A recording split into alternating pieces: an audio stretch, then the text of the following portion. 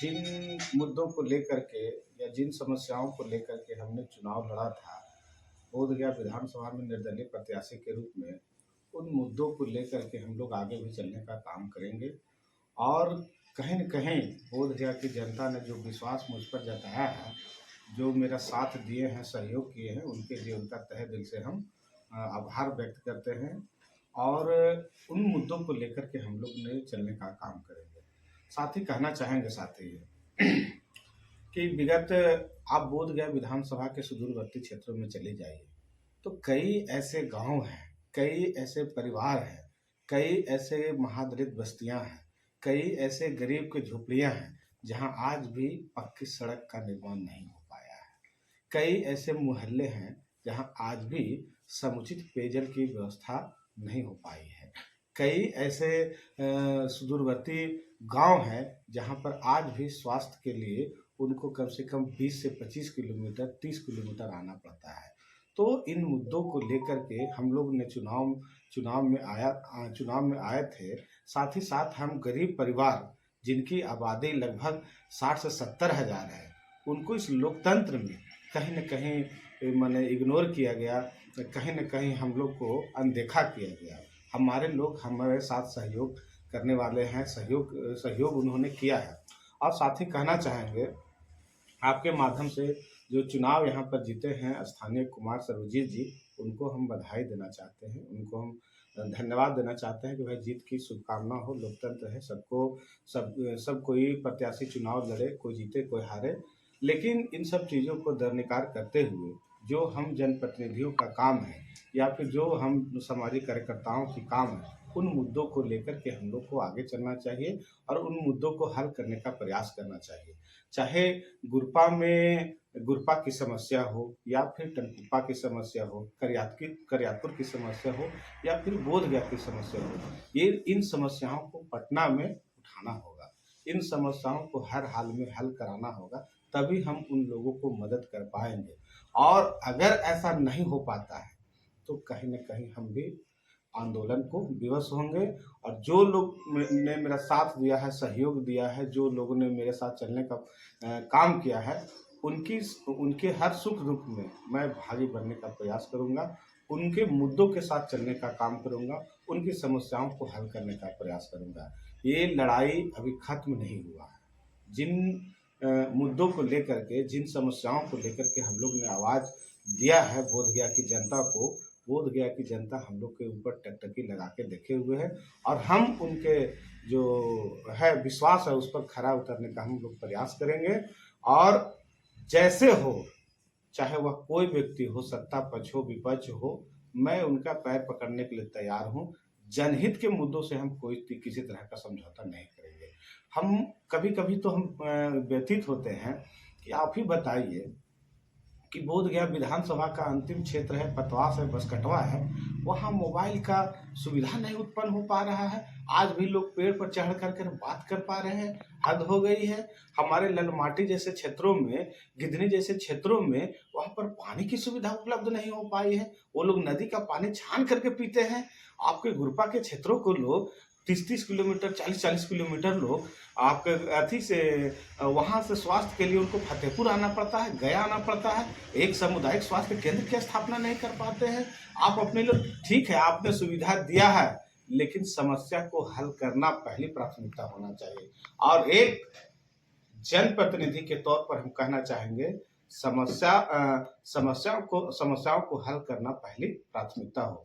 और बोधगया की जनता, बोधगया के जितने भी हमारे सामाजिक कार्यकर्ता हैं, सबसे हम कहना चाहते हैं कि आप एक सकारात्मक राजनीति करने का प्रयास कीजिए, सकारात्मक राजनीति के तहत बदलाव लाने का प्रयास कीजिए। तभी हम अपने लोगों को भला कर पाएंगे, उनके लोगों के साथ चलने का प्रयास करेंगे। और जो लोगों ने मेरा साथ दिया है, सहयोग दिया है, उनके लिए मैं तत्पर हूँ, हमेशा तैयार हूँ। और पुनः आप लोग को दोहराना चाहता हूँ कि जनहित के मुद्दों के साथ किसी तरह का कोई समझौता करने के लिए तैयार नहीं हूँ। और जनहित के मुद्दों को लेकर के ही मैं आगे बढ़ने का प्रयास करूँगा। और कहना चाहता हूँ कि आपके टनकुप्पा में है रेलवे ओवरब्रिज का मामला हो, फतेहपुर में रेलवे ओवरब्रिज का मामला हो, या फिर आप चले जाइए यहाँ कुसमार के पास डुमरी चट्टी में, वहाँ अंडरपास के मामला हो, क्या यह मामला जनप्रतिनिधि को हल करने का नहीं है क्या? क्या हमारे बच्चों को समुचित शिक्षा मिल पाए, उनको सुविधा मिल पाए, उनको पटना दिल्ली नहीं जाना पड़े, इसके लिए स्नातक कॉलेज की स्थापना करना या फिर वहां पर हमारे बच्चों को शिक्षा मिल पाए, ये हमारी प्राथमिकता सूची में नहीं है क्या? तो इन सब मुद्दों को लेकर के ही हम लोग ने आवाज उठाया है और इस आवाज को कहीं ना कहीं जनता का सकारात्मक पहल मिला है, उनका सकारात्मक सहयोग मिला है और कहीं ना कहीं इस सकारात्मक पहल सहयोग के माध्यम से ही हम लोग आगे चलने का काम करेंगे। उनके मुद्दे, उनके समस्याओं और उनके समाधान कैसा हो, इन सब बातों को लेकर भविष्य की रणनीति हम लोग तय करेंगे और उसी को लड़ाई को लेकर के हम लोग आगे बढ़ाने का काम करेंगे। अगर स्थानीय विधायक, स्थानीय जनप्रतिनिधि इन समस्याओं को हल करने का प्रयास करते हैं तो मेरा साथ सहयोग रहेगा। अगर इन मुद्दों के साथ अगर फेल हो जाते हैं, हल नहीं करते हैं, तो हम सभी जितने भी हमारे लोग हैं, गरीब परिवार हैं, हम लोग भी आंदोलन को विवश हो। वो विधायक भी हो सकते हैं और सांसद भी हो सकते हैं, इससे कोई फर्क नहीं पड़ता। एक सवाल है कि आप बोधगया विधानसभा क्षेत्र से निर्दलीय के रूप में चुनाव लड़े और तो क्या यह मानकर चला जाए कि आप बोधगया से विपक्ष की भूमिका में अपने आप को निभाएंगे?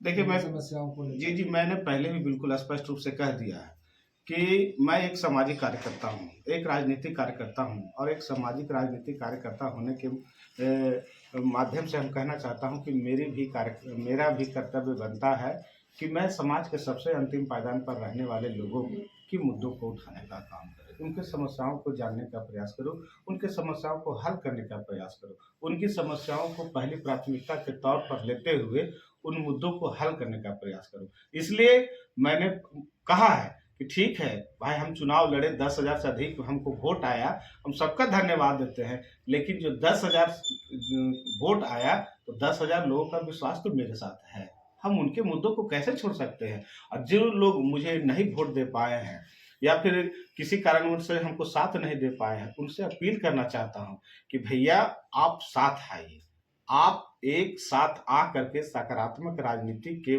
तहत पहल करने का प्रयास कीजिए और जो आप जिन मुद्दों को लेकर के चल रहे हैं, जिन समस्याओं से पीड़ित हैं, वो हल होना चाहिए और वो हल होना पहली प्राथमिकता है।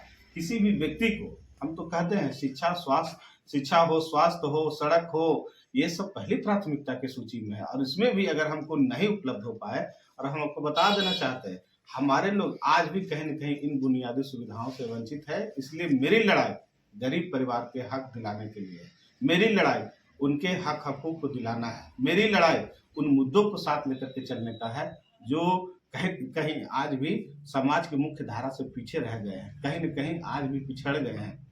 तो एक सभ्य समाज का कर्तव्य बनता है कि आप उनको भी हाथ पकड़ करके खींच लीजिए और जो उनके समस्या है उनसे उनको निराकरण करने का प्रयास कीजिए। यही कहना चाहेंगे। यही अपील के साथ हम लोग पुनः 2030 का जो है आगे का जो है इन समस्याओं को हल करके काम करेंगे और 2030 में भी हम लोग पूरी ताकत के साथ हर हाल में जनहित के मुद्दों को लेकर के चलने का काम करेंगे। एक सवाल है, अभी जो बहुत दिन चर्चा चल रहा है कि आपने एनडीए घराने का काम किया, कहाँ तक आपके?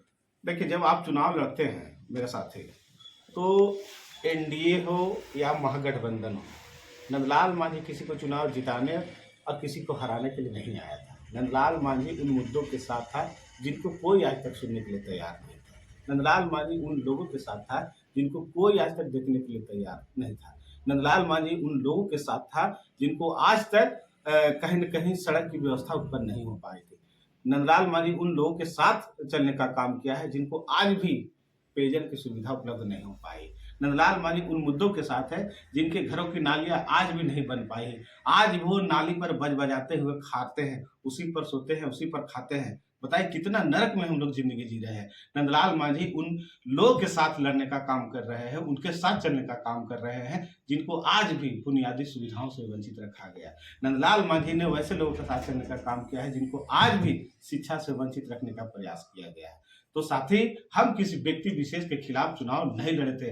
हम उन मुद्दों के साथ चलने का काम किए थे जो कहीं न कहीं समाज की मुख्य धारा से छूट गए हैं, कहीं न कहीं पिछड़ गए हैं, जो पीछे रह गए हैं। इसलिए हम इन्हीं सकारात्मक राजनीति के साथ आगे बढ़ना चाहते हैं, जनहित के मुद्दों को साथ लेकर के चलना चाहते हैं, जनहित की समस्याओं को हल करने का प्रयास करना चाहते हैं। इन्हीं सकारात्मक मुद्दों के साथ हम भविष्य की राजनीति तय करना चाहते हैं और भविष्य की लड़ाई इसी बेस पर आधारित होगी।